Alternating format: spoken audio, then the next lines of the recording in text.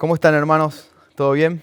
Tenemos la oportunidad de encontrarnos a través de este medio y qué lindo poder tener esta primera reunión del año, reunión de oración, reunión de ministerio.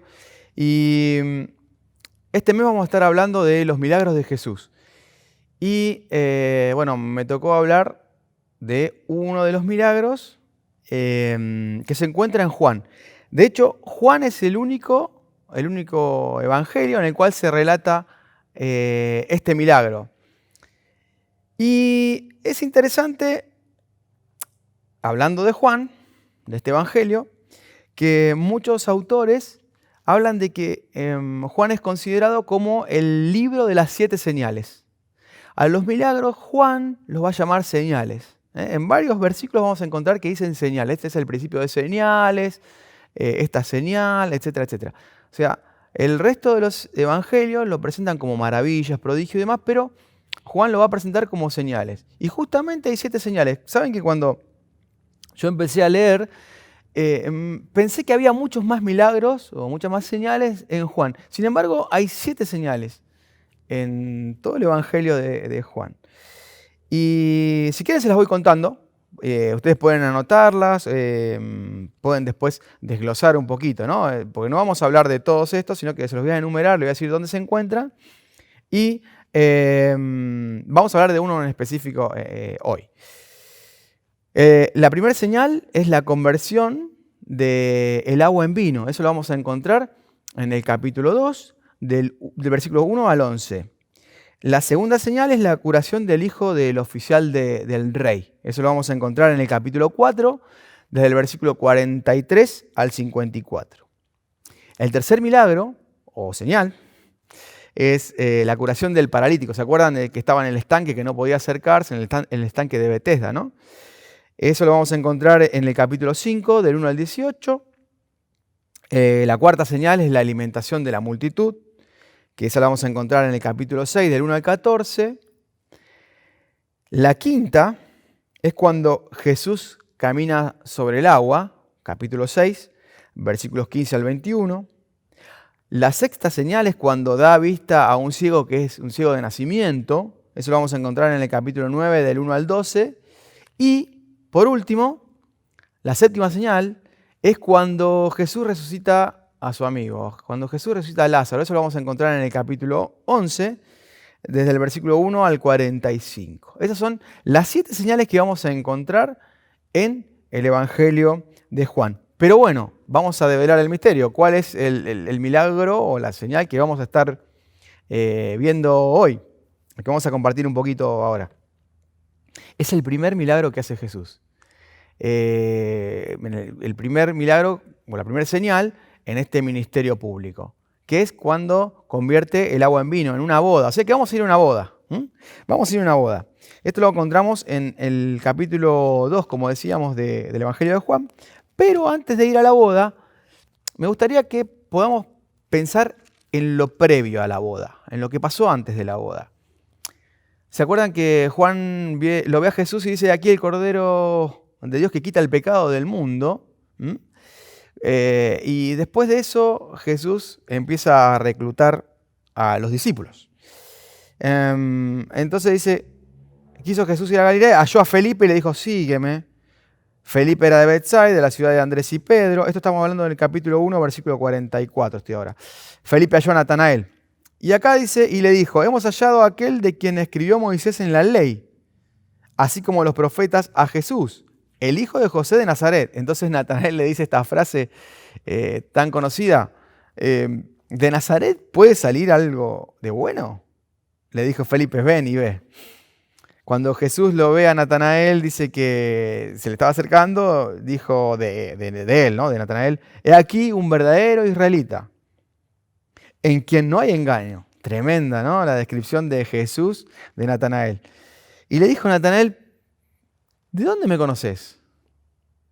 Jesús le dijo, antes que Felipe te llamara cuando estabas abajo de la higuera, ¿viste cuando estabas abajo de la higuera? Yo te vi. Entonces Natanael se quedó atónito y le dice, Rabí, tú eres el Hijo de Dios, tú eres el Rey de Israel. Entonces Jesús le dice, porque te dije, te vi debajo de la higuera, ¿crees? Cosas mayores que esta verás. Y le dijo, de cierto os digo, de aquí en adelante veréis el cielo abierto y a los ángeles de Dios que suben y descienden sobre el Hijo del Hombre. Quiero arrancar con esto. ¿Por qué? Porque fíjense, un detalle.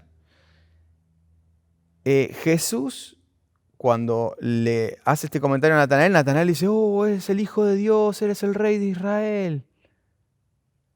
Lo nombra como Hijo de Dios, pero fíjense que cuando Jesús le responde, no le dice, vas a ver a los ángeles que suben y bajan, y aquí el Hijo de Dios, sino dice el Hijo del Hombre.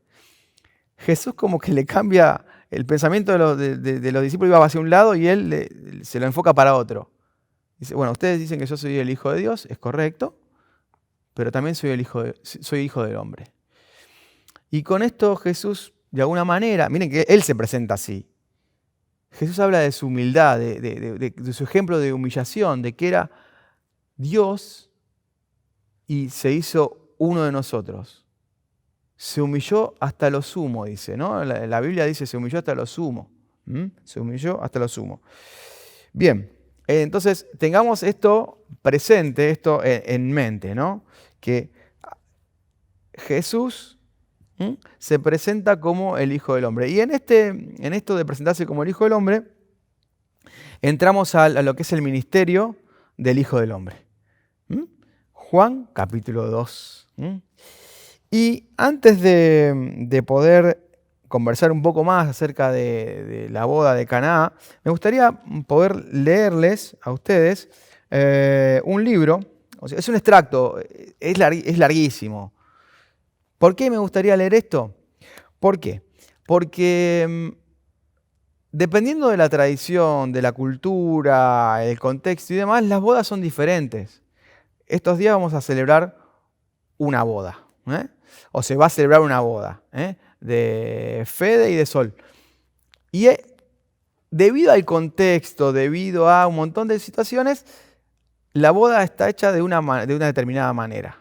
Quizá no era lo que ellos tenían planificado, pero bueno, lo que voy es que el contexto hace de que tenga otra forma. Entonces, cada lugar tiene una forma diferente, ¿no? Y los orientales y los occidentales tienen distintas maneras de oficiar las bodas. Y me gustaría, es larguísimo el texto, pero voy a tratar de ser lo más breve posible, con un extracto, contarles un poquito de lo que dice. Este libro se llama La vida y los tiempos de Jesús el Mesías. Es de Alfred Erdesheim. Lo pueden buscar, estoy en la página 402, y dice una partecita, ¿no? Al atardecer del día del casamiento verdadero, en hebreo Nisuim Chatnut, la novia era llevada de la casa paterna a la del marido.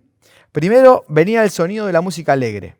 Luego se distribuía vino y aceite entre la gente y frutos secos entre los niños.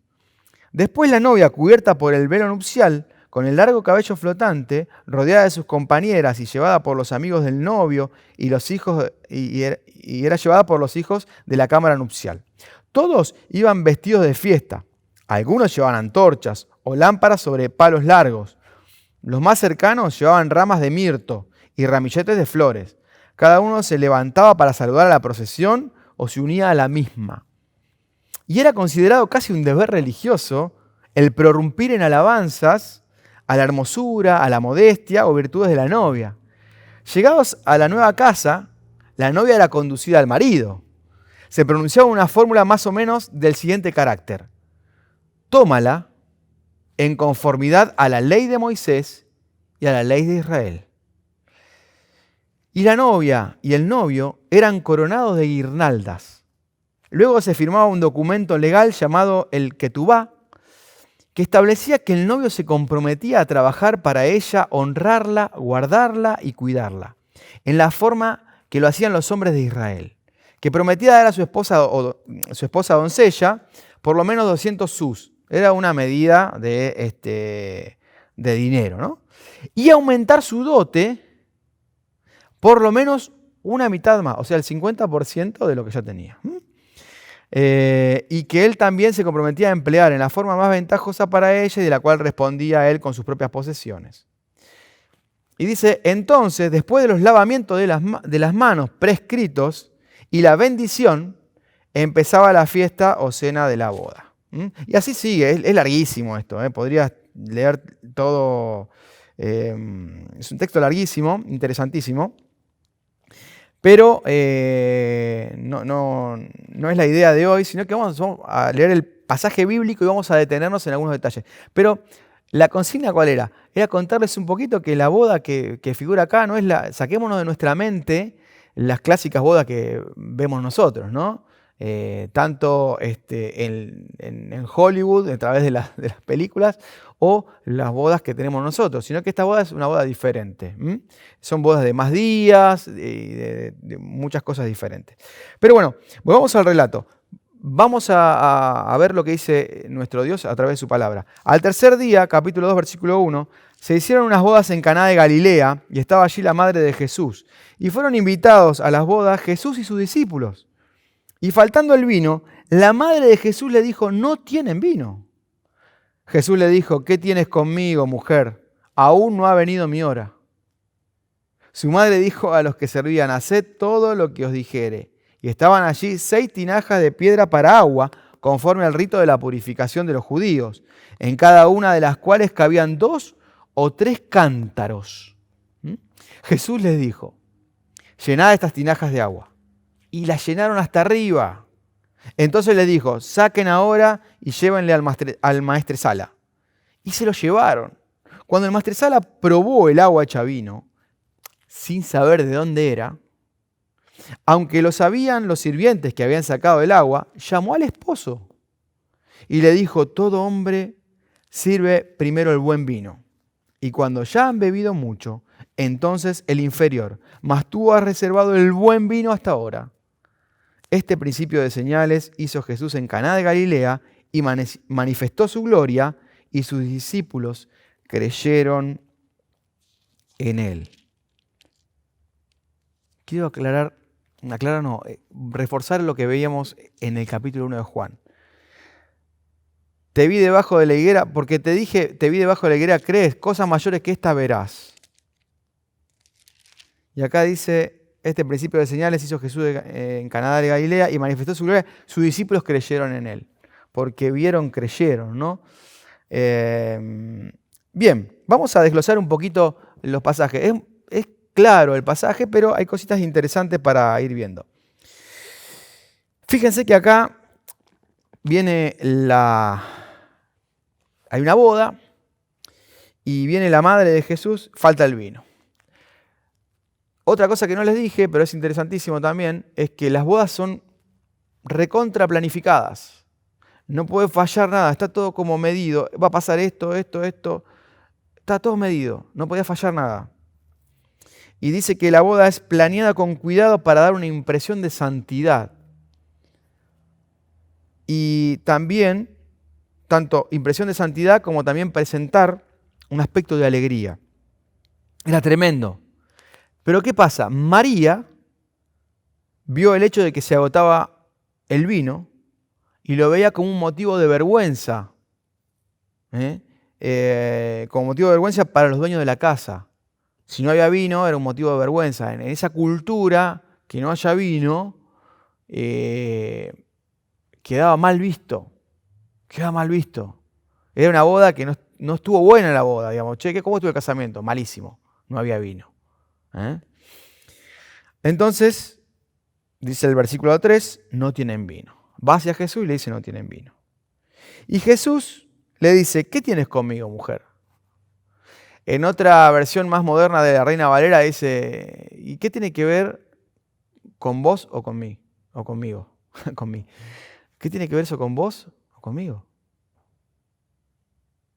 Aún no llegó mi hora.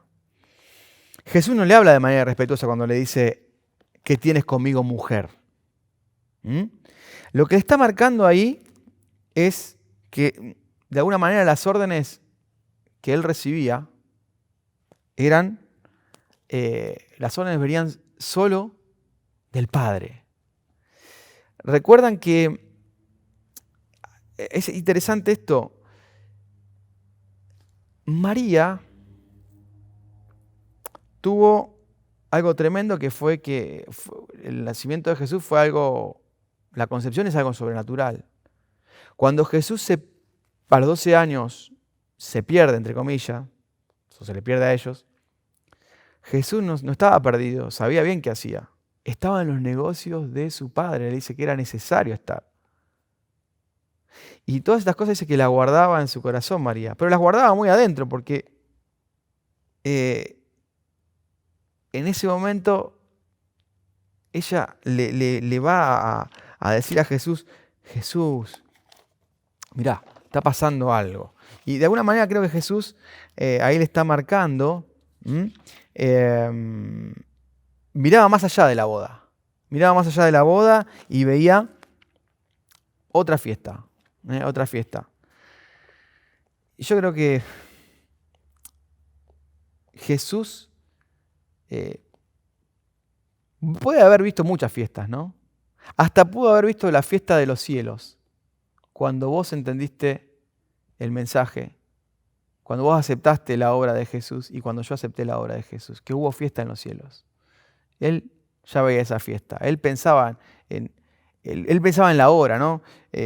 Aún no ha venido mi hora. ¿Cuál era la hora de Jesús? La hora de morir por nosotros, de hacer la obra más maravillosa que vino a hacer. Morir por la humanidad, dar la solución al pecado. Bueno, pero en ese momento yo calculo que cuando le dice aún no ha venido mi hora, en ese momento debe haber pasado por su mente. Estamos especulando, obviamente, esto, ¿no? Porque no lo dice en ningún lado, pero fíjense que entre el capítulo 4 y el 5, ¿qué tienes que ver conmigo? Aún no ha venido mi hora. Y su madre dijo, hagan todo lo que les va a decir. Entonces, ¿qué pasó entre el 4 y el 5? Posiblemente se haya acordado de cómo fue concebido, de esto de los negocios de mis padres. Jesús como que le dice, aún no ha venido mi hora, y es como que se despertó. ¡Wow! Es hora de que Jesús va a emprender un camino, va a emprender ese camino hacia la cruz, un camino de señales. Y ahora vuelvo al principio de todo. Vieron que Juan habla de señales, no habla de milagros, prodigios. Y la señal, ¿qué te indica? La señal te indica algo, una señal de tránsito te indica algo, para que prestes atención, te está marcando algo. Y las señales que marcaba Jesús, las señales que marcaba era que Él era el Mesías, que Él era el Hijo de Dios, que Él era el Hijo del hombre, que Él era el que había de venir. Bien, entonces Jesús le dice, hagan todo lo que les diga, lo que os dijere. Y a mí acá también me llama la atención algo. Hagan todo lo que les va a decir. Evidentemente María tenía fe, porque todavía no le había dicho nada. No le dijo, lo voy a hacer. No le dijo, hagan todo lo que Él les va a decir. Y bueno, y ahí estaban, dice, 6 tinajas de piedra para agua, conforme al rito de la purificación de los judíos, en cada una de las cuales cabían 2 o 3 cántaros. Jesús le dijo, llenad estas tinajas de agua, y las llenaron hasta arriba. Había un rito, dice, ¿no? Dice, conforme al rito de la purificación de los judíos. Había 6 tinajas. Este rito de purificación era el lavado de manos y el lavado de los utensilios que se usaban. O sea que las tinajas estas se usaban para lavarse las manos y se usaban para lavar los cubiertos, por decir de una manera, los utensilios. Y después habla que en cada tinaja entraban más o menos 3 cántaros. No se sabe cuánto eran en litros, porque hay muchas, dependiendo de la zona, no es como el IRAM, ¿vieron? Que hoy el instituto de estándar, digamos, de las medidas, o como pueden ser el sistema métrico y demás, hay medidas. Acá era más o menos, dependiendo de la región, las tinajas eran diferentes. No viene al caso, hay mucha discusión con respecto a esto, si eran grandes, si eran chicas. Lo que sí dice que entraban 3 cántaros. ¿Y saben qué me llama la atención? Que en esa época no había agua como ahora, no había grifos. ¿Ustedes recuerdan cómo iban a buscar agua? Iban a buscar agua a un pozo, había un pozo en común. En cada aldea había un pozo. Y de hecho Jesús, ¿no? Se relata de que va a buscar, se encuentra con la samaritana ¿en dónde? En un pozo, donde ella va a buscar agua en una aldea. Bien. Y es interesante, ¿por qué? Porque no había agua como la... Bueno, llenen esto de la vasija. Entonces abrieron un grifo y se llenaba de agua. Les cuento esto porque parecería como que todo fue al toque, como decimos nosotros, ¿no? Que todo fue en el momento, pero esto le debe haber llevado mucho tiempo. Porque vamos a suponer que sea la medida que menos, la mínima, como dicen algunos. Vamos a suponer que sea, no sé, que cada tinaja tenga cerca de 100 litros de agua, por decir algo. O no sé, o entre las 6 tinajas tengan 400 litros de agua. Es un montón de agua para traer. Siendo que aparte, de vuelta, no es que yo abría un grifo, en el pozo tampoco había un grifo. En el pozo había que bajar, ¿no? Como háganse la idea de un aljibe, ¿no? Entonces había que bajar, y levantaban con cueros o con lo que sea, y lo pasaban al cántaro.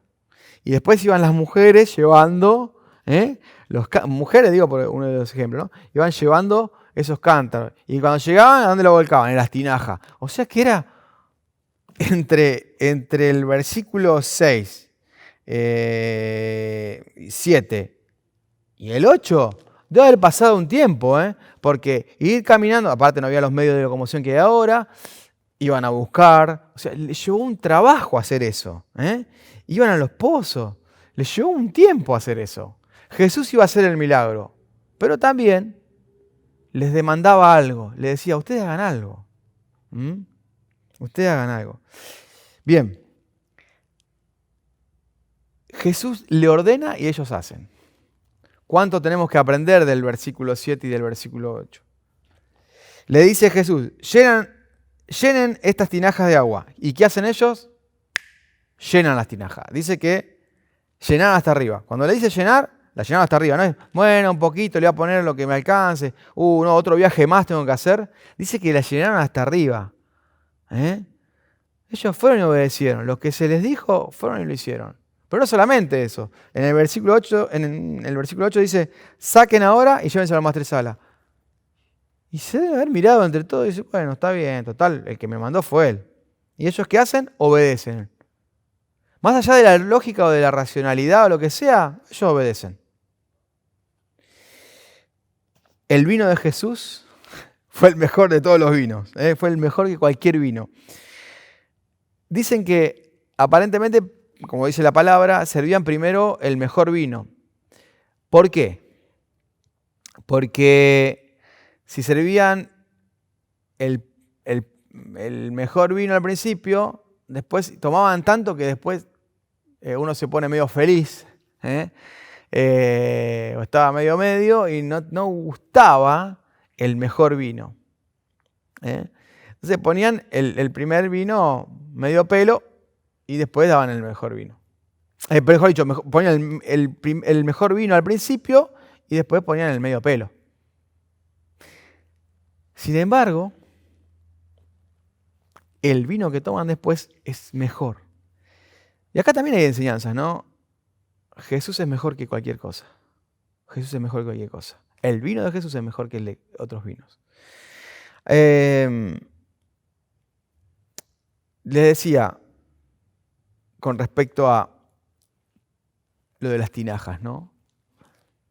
La enseñanza acá, cuando hablaba de las tinajas, es que si bien Dios hace cosas, también Dios quiere que nosotros no seamos haraganes, que no seamos haraganes.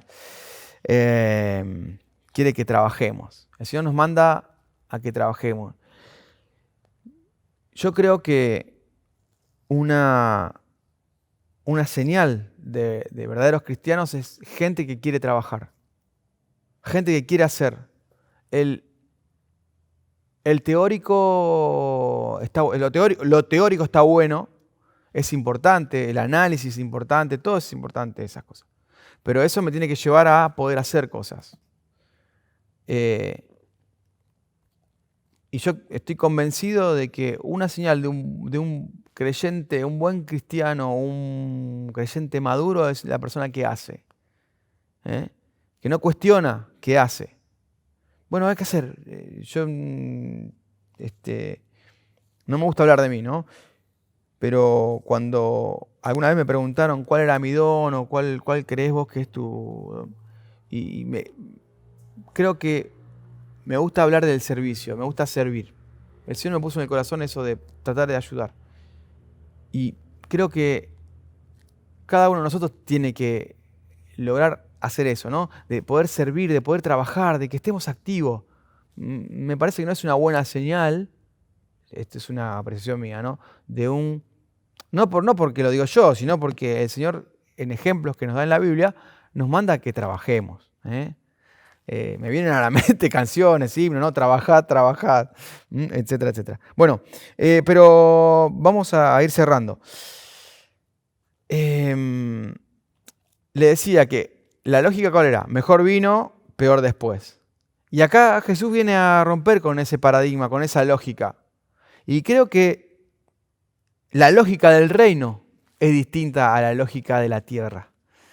Me vienen a la mente algunas canciones, ¿no? Hay una canción que dice, bienvenidos al reino del revés, donde para ganar hay que perder, donde tenés que dar para recibir y tenés que morir para vivir. La lógica del reino es al revés. Y también creo que esto también enseñaba Jesús, ¿no? La lógica humana no es la misma lógica que del reino de los cielos. Bien, y cerrando.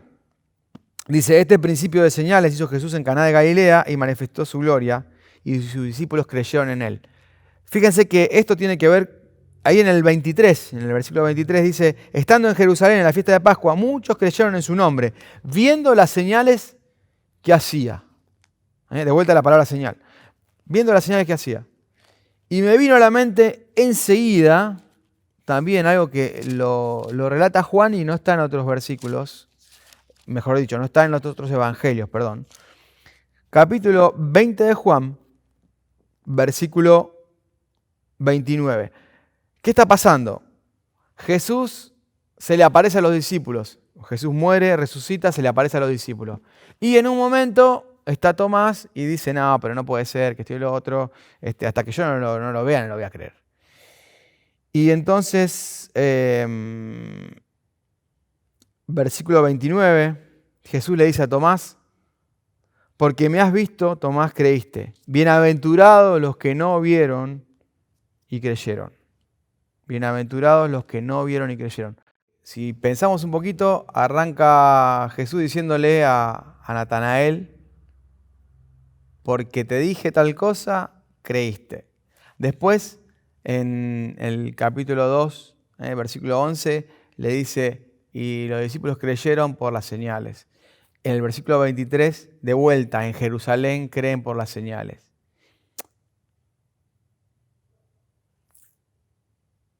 Nosotros no caminamos con Jesús físicamente, pero a través de los ojos de la fe, pudimos ver ese milagro maravilloso. Como Jesús transformó el agua en vino, ese producto, ese elemento, mejor dicho, el agua que se usaba para lavar las manos, los utensilios y demás, lo transformó en algo tremendo, que era el vino, que era algo tremendo, importante para la boda, tan importante como eran el novio y la novia. Jesús hizo algo maravilloso, que fue venir a este mundo y lo vil y menospreciable del mundo eligió. Éramos una cosa y nos transformó en otra. Fue tan bello, dice una canción, fue amor lo que me sucedió con el Salvador. Lo que yo era mi Jesús, en sus manos tomó, hizo algo bello y me transformó. Que realmente podamos meditar en esto. Cada vez que encontramos en la palabra un milagro, una señal, podemos sacar muchas reflexiones, pero que hoy podamos sacar esto, ¿no? De conclusión. El Señor quiere que trabajemos para Él, que hagamos cosas. Él va a hacer milagros, Él va a hacer señales, pero quiere que trabajemos. que trabajemos, que no seamos haraganes. Y por otro lado también que podamos creer sin necesidad de ver señales. Que podamos creer a través de los ojos de la fe en Jesús, en Dios, que es todo para nosotros. Que el Señor bendiga su palabra en esta noche. Amén.